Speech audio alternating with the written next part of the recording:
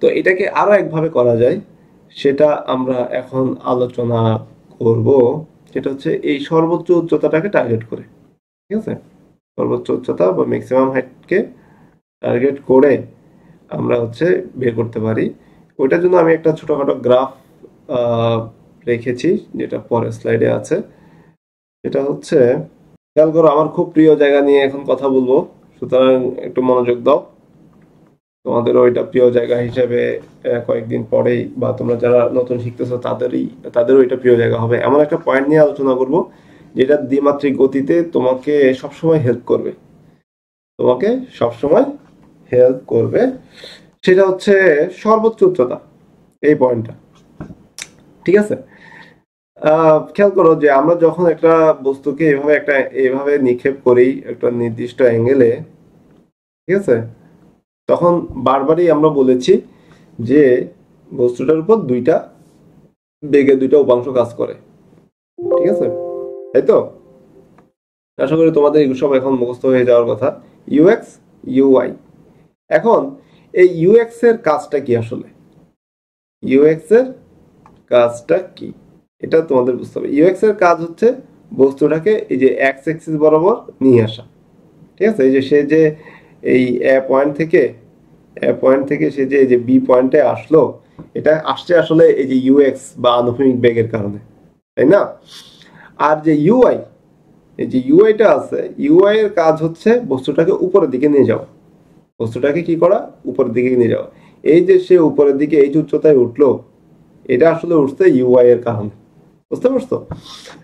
তো এখন মজার বিষয় হচ্ছে যে এই ইউএক্স বা এক্স অ্যাক্সিস বরাবর জি কাজ করে না। এক্স অ্যাক্সিস বরাবর জি কাজ করে না, ঠিক আছে? জি কাজ করে কোন দিকে?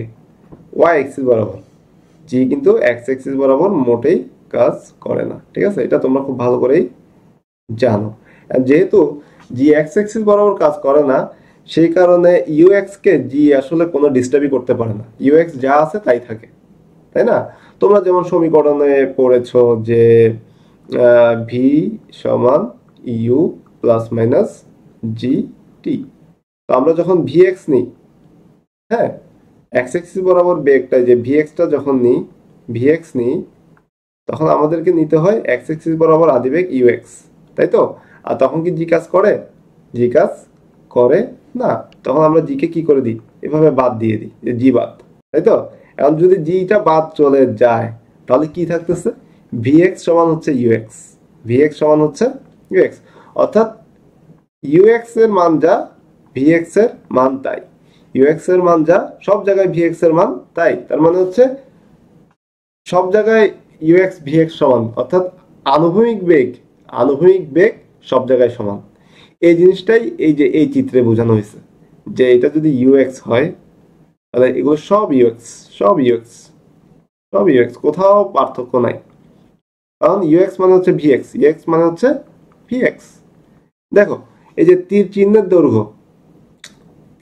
দৈর্ঘ্য কিন্তু সব জায়গায় সমান, দেখছো? তীর চিহ্নের দৈর্ঘ্য সমান মানে হচ্ছে যে মান সমান দিকও সমান, ঠিক আছে? যাই হোক, এটা হচ্ছে আদিবেগ নিয়ে। এখন যেটা আসল কথা সেটাতে আসি। ইউআই এর ক্ষেত্রে কি দেখো, ইউআই এর কাজ আমি একটু আগে বললাম যে ইউআই এর কাজ হচ্ছে বস্তুকে উপরের দিকে নিয়ে যাওয়া, তাই তো? এই যে উপরের দিকে যে এই উচ্চতাগুলো আসছে, এটা কার কারণে আসছে? ইউআই এর কারণে আসছে। এখন এখানে রেখার দৈর্ঘ্যগুলো দেখো, এইখানে ইউআই এর দৈর্ঘ্য যতটা ছিল, এখানে ইউআই এর দৈর্ঘ্য যতটা ছিল, ঠিক আছে, শেষে গিয়ে ইউআই এর দৈর্ঘ্য কিন্তু ছোট হয়ে গেছে, ছোট হয়ে গেছে। তার মানে যত উপরের দিকে যাচ্ছে এই জি এর কারণে, ঠিক আছে, এই যে জি আছে, জি এর কারণে ইউআই তত দুর্বল হয়ে গেছে, ইউআই তত কি হয়ে গেছে? দুর্বল হয়ে গেছে। এখন দুর্বল হতে হতে হতে হতে সর্বোচ্চ উচ্চতায় এসে ইউআই হয়ে গেছে একদম সবচেয়ে বেশি দুর্বল বা জিরো। ইউআই হয়ে গেছে আসলে একদম জিরো হয়ে গেছে এই যে সর্বোচ্চ উচ্চতায় এসে। বুঝতে পারছো? মানে ইউআই যদি এখানে জিরো না হইতো, তাহলে এই বলটা কিন্তু আরো উপরে উঠতো, বলটা কিন্তু আরো উপরে উঠতো। এখন যেহেতু ইউআই বলটা আর উপরে ওঠে নাই, তার মানে হচ্ছে ইউআই একদম দুর্বল হয়ে জিরো হয়ে গেছে।